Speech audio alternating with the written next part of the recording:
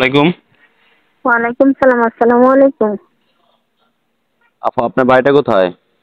জি, এটা ভাইয়া নরসিংদী হাসনাবাদ। নরসিংদী হাসনাবাদ। জি।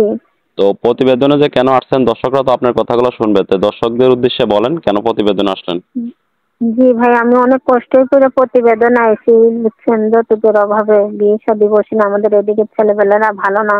এমনকি আমি প্রতিবেদনে আসা যে একটা হৃদয়মান ব্যক্তি, বড় মনের মানুষ, যে আল্লাহওয়ালা লোক, বিয়ে শাদী করবো, যে কথা কাজে ঠিক রাখে। যে আপনার সংসারটা পাশাপাশি কিভাবে চলতেছে? অনেক কষ্ট ভাইয়া, সংসারটা চলতেছে।